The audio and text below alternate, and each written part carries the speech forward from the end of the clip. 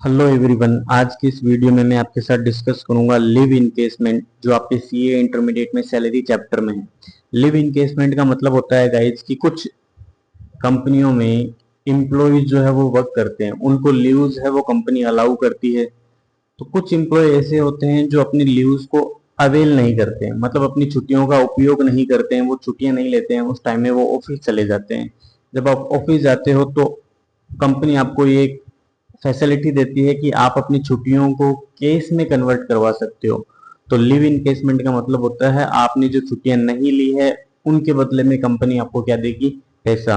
अब देखो गाइज, अगर आपको live in casement during employment, जब आप जॉब कर रहे हो उसी टाइम रिसीव्ड होता है तो फुल्ली टैक्सेबल है। अगर आपको रिटायरमेंट के टाइम पर रिसीव्ड होता है तो दो केस होते हैं, एक तो नॉन गवर्नमेंट एम्प्लॉय, एक गवर्नमेंट एम्प्लॉय। अगर गवर्नमेंट एम्प्लॉय तो फुल्ली एग्जिम्प्ट है, नॉन गवर्नमेंट एम्प्लॉय है तो आपको 4 पॉइंट देखने गाइस। अगर नॉन गवर्नमेंट एम्प्लॉय है तो वहां पर आपको 4 पॉइंट देखने हैं। सबसे पहला पॉइंट देखो गाइस, कौन सा है? Amount received, actual amount received वो आपको यहाँ लिखनी है। सेकंड पॉइंट देखो गाइस, 25 लाख रुपीज। 25 लाख क्या है? ये एक लिमिट है जो गवर्नमेंट ने डिसाइड की है। 25 लाख आपकी मैक्सिमम लिमिट है। थर्ड पॉइंट देखो गाइस, क्या है? 10 month into average salary. 10 month into average salary. Average salary का मीनिंग अभी अपन देखेंगे। फोर्थ पॉइंट आपको दे रखा है लीव क्रेडिट इन मंथ, और इसको मल्टीप्लाई करवाना है आपको एवरेज सैलरी। अब देखो गाइस, जो पॉइंट नंबर थर्ड है इसका मीनिंग देखते हैं क्या है। पॉइंट नंबर थर्ड में देखो आपको 10 मंथ दिए हुए हैं और आपको एवरेज सैलरी लेनी है, मतलब आपको लास्ट 10 मंथ की एवरेज सैलरी। अब देखो गाइस, यहाँ पर मीनिंग ऑफ सैलरी के अंदर अपन आते हैं। तो सैलरी का मीनिंग होता है गाइज, एक तो बेसिक सैलरी, डीए कौन सा? रिटायरमेंट बेनिफिट वाला, कमीशन कौन सा? परसेंटेज ऑफ टर्नओवर के बेसिस पर। एवरेज सैलरी का मीनिंग देखो guys, 10 month average salary immediately preceding the day of retirement. आपको जो है वो जब रिटायर होता है उसके ठीक लास्ट 10 मंथ है उसकी आपको एवरेज सैलरी है वो कंसिडर करनी है। और ये आपका पॉइंट नंबर थर्ड था। अब लीव्स क्रेडिट इन मंथ, ये आप कैसे कैलकुलेट करोगे? फोर्थ नंबर पॉइंट देखो guys, leaves available for completed years. आपने जितने भी साल काम किए हैं उतने साल के लिए आपको छुट्टियां मिलेगी। लेकिन एक साल में आपको जो छुट्टी अवेलेबल है वो मैक्सिमम कितनी होती है? 30 आपको लीव्स एक ईयर के अंदर अलाउ है। तो आपने जितने कंप्लीटेड ईयर, यहाँ पर देखो कंप्लीटेड ईयर का मीनिंग देखो क्या है। कंप्लीटेड ईयर का मतलब होता है, इग्नोर यहाँ पर करना है आपको फ्रैक्शन। जैसे आपने 25 ईयर 10 मंथ काम किया तो आपको केवल और केवल 25 ईयर्स ही यहाँ पर कंसिडर करने हैं। तो पॉइंट नंबर 1 देखो गाइस, इसमें क्या है? Leaves available for completed years, maximum 30 leave per year. जैसे मान लो आपने 30 साल के लिए काम किया है और 30 लीव्स आपको पर ईयर मिलती है, तो आपकी 900 लीव्स टोटल हो जाएगी। इसके बाद में आपको माइनस करना है लीव अवेल ड्यूरिंग एम्प्लॉयमेंट। जो छुट्टियां आपने ले ली, मान लो आपको 30 छुट्टियां मिलती है हर मंथ, आप उसमें से 10 या 15 छुट्टी है वो अपने वर्क के लिए यूज कर लेते हो। तो आपको सारी की सारी पूरी की पूरी जितनी भी लीव्स आप तक आज आज तक आपने जितनी लीव ली है कंपनी से वो आपको यहाँ पर माइनस करनी है। और लिव इंकेस्ड ड्यूरिंग, जो मतलब आपने पेमेंट ले लिया जिन छुट्टियों का, वो भी आपको यहाँ पर माइनस करना है। तो आपकी लीव क्रेडिट इन मंथ, ये आप कैसे निकालोगे? यहाँ पर जो अमाउंट आएगी उसमें आपको भाग देना है किसका? 30 डेज। 30 डेज तभी तो मंथ में कन्वर्ट करोगे ना। ये जो अमाउंट आएगी वो तो आपके पास डेज में आएगी, जब इसमें आप भाग दोगे 30 का तो आपके पास मंथ में ये जो है वो कन्वर्ट हो जाएगी। अब देखो इसको एक एग्जांपल के माध्यम से अपन समझते हैं। एक नोट और देख लो गाइस, नोट नंबर 5, कि leave salaries received in any earlier previous year from A farmer employer again received from another employer. मतलब आप पहले कहीं काम करते थे, वहां पर आपने कोई लीव इनकेसमेंट की एग्जेम्पशन ली है तो आपकी उतनी एग्जेम्पशन रिड्यूस कर दी जाएगी वापस से। अब देखो गाइज, अपन ने एक एग्जांपल लिया है जो आपके इंस्टीट्यूट के मॉड्यूल में एग्जांपल के रूप में दे रखा है, इलस्ट्रेशन नंबर 5। ये देखते हैं क्या एग्जांपल है। मिस्टर गुप्ता रिटायर्ड होता है 1 दिसंबर 2025 को आफ्टर 20 ईयर ऑफ सर्विस। ठीक है। Received leave salary of 5 lakh.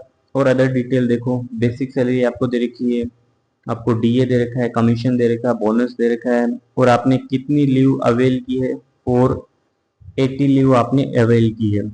He was entitled 30 days, मतलब आपको हर ईयर के लिए 30 डेज लीव में मिलती है। You are required to compute his taxable salary, अगर आप गवर्नमेंट एम्प्लॉय हो, अगर आप नॉन गवर्नमेंट एम्प्लॉय हो। तो देखो गाइस, पॉइंट नंबर फर्स्ट देखते हैं अपन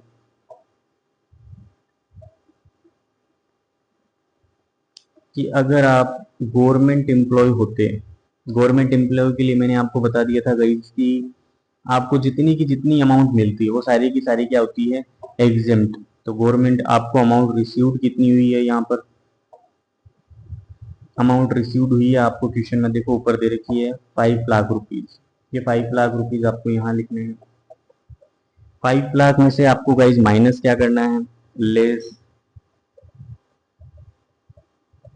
एग्जम्पशन। आपको ये एग्जम्पशन का जो सेक्शन है वो आपको सेक्शन दे रखा है 10A के अंदर। ये पूरा का पूरा अमाउंट जो है वो आपका क्या हो जाएगा, एग्जेम्प्ट। तो यहाँ पर जो अमाउंट आ जाएगी आपकी नील।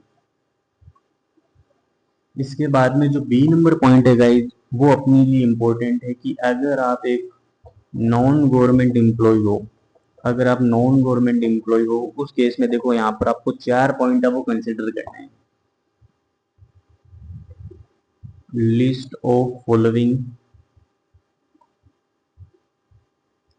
Will be exempt. Point number 1 कौन सा था, आपको एक्चुअल अमाउंट है वो कितनी रिसीव हुई है गाइज, 5 लाख की रिसीव हुई है। सेकेंड नंबर पॉइंट क्या है कि आपकी जो मैक्सिमम लिमिट है वो कितनी है, यहाँ पर वो लिमिट आपको दे रखी है 25 लाख रुपीज। थर्ड पॉइंट आपका क्या था, अपन ने कॉन्सेप्ट देखा था गाइस, थर्ड पॉइंट अपना है 10 month into average salary. Third point में आपको लिखना है 10 मंथ इंटू एवरेज सैलरी। अब एवरेज सैलरी आपको निकालनी है अगर, तो आपको मीनिंग ऑफ सैलरी मैंने आपको बताया था कितना, आपकी सैलरी क्या होगी, बेसिक प्लस डीए जो रिटायरमेंट वाला हो, प्लस जो आपका कमीशन दे रखा है परसेंटेज वाला। अब आपकी सैलरी देखो गाइस, क्वेश्चन में क्या दे रखी है, 5,000 रुपए per month, 5,000 per month, 1,000 was increase with in effect from 1 अप्रैल 2025। अब देखो गाइज, आपकी जो सैलरी है वो 5,000 पर मंथ है, लेकिन ये सैलरी कब से है, ये 1 अप्रैल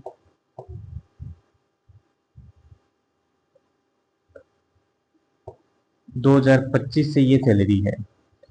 उससे पहले आपकी सैलरी कितनी थी, उससे पहले आपकी सैलरी थी 4,000, क्योंकि आपका इंक्रीमेंट हुआ मार्च में, मार्च के बाद अप्रैल में आपका इंक्रीमेंट हुआ, तो वहां पर आपकी सैलरी 1,000 से इंक्रीज हो गई थी।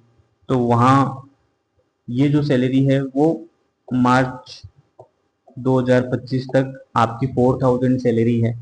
अब क्वेश्चन में आपको निकालना क्या है कि आप रिटायर कब हुए थे, कि आप रिटायर हुए थे 1/12/2025। इससे पहले के 10 मंथ अपने को सैलरी कैलकुलेट करनी है। 1/12/2025 को आपने रिटायरमेंट लिया है, इससे ठीक पहले के, मतलब आपको 1 फरवरी 2025 से सैलरी कैलकुलेट करनी है। तो फरवरी ये हो गया, यहाँ पर आ गया आपका मार्च। तो फरवरी के लिए आपकी सैलरी कितनी है गाइस, 4,000। मार्च के लिए आपकी सैलरी कितनी है, 4,000।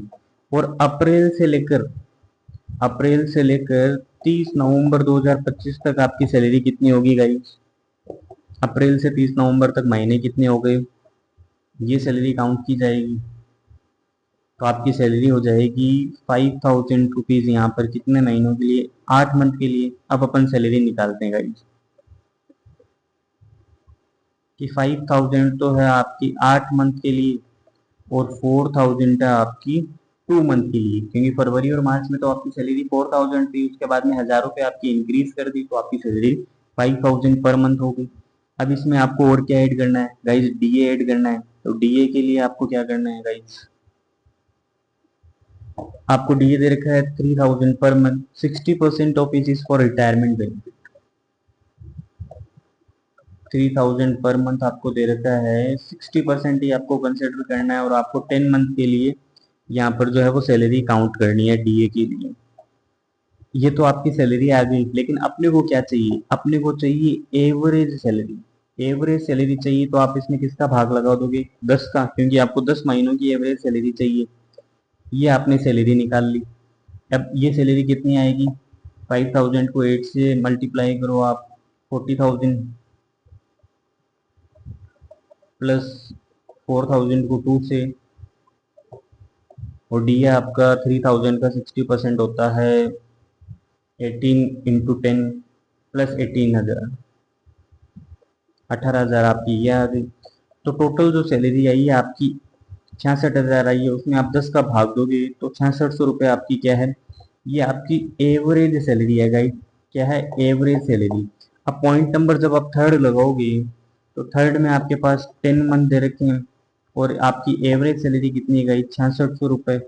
पॉइंट नंबर थर्ड में आपके पास अमाउंट कितनी आ गई, 66,000 रुपये। यहाँ पर आपके पास पॉइंट नंबर थर्ड में अमाउंट आ जाती है आपकी एवरेज सैलरी। अब फोर्थ नंबर पॉइंट देखो गाइस, फोर्थ नंबर पॉइंट आपके लिए इंपॉर्टेंट है। फोर्थ नंबर पॉइंट में देखो guys, leaves available for completed years. सबसे पहले आपको लिखना है ये फोर्थ नंबर पॉइंट, पहले आप लिख लो leaves in month into average salary. अब आपके पास एवरेज सैलरी तो गाइज अवेलेबल है कितनी, 6600 रुपये। भैया अभी अपन ने निकाली थी, 6600 रुपये क्या है आपकी एवरेज सैलरी। अब आपको छुट्टियां जो है वो मंथ में कन्वर्ट करनी है, तो आपकी देखो टोटल लीव्स कितनी है,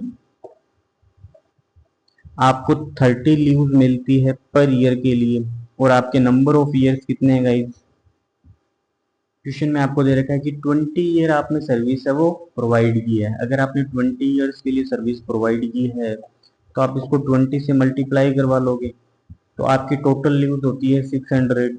अब इसमें से आपको देखो और क्या डाटा दे रखा है, leave avail during the service. आपने टोटल 480 सर्विस, 480 लीव्स है वो आपने ले रखी है। यहाँ पर लीव टेकन, या आप लिख सकते हो अवेल 480, यहाँ पर आ जाएगा अपने पास 120।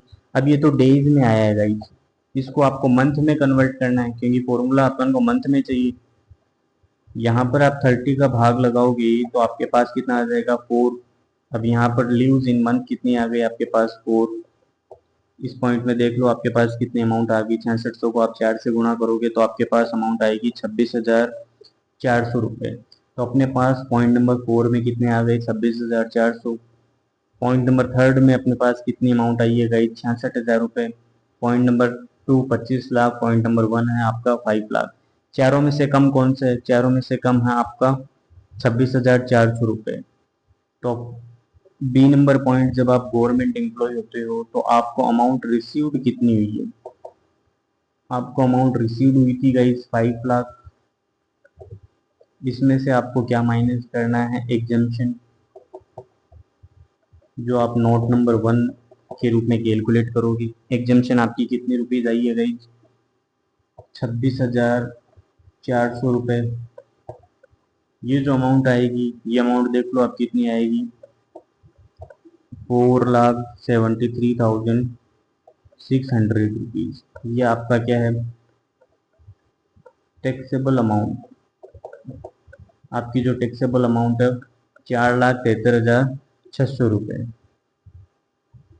ये आपका लिव इनकेसमेंट का इंस्टीट्यूट के दोनों हो गए। एक पॉइंट नंबर ए जो गवर्नमेंट एम्प्लॉय था, गवर्नमेंट में तो फुल्ली एग्जेम्प्ट था, और ये अपन ने बी पॉइंट अभी अभी कैलकुलेट किया है। Thank you.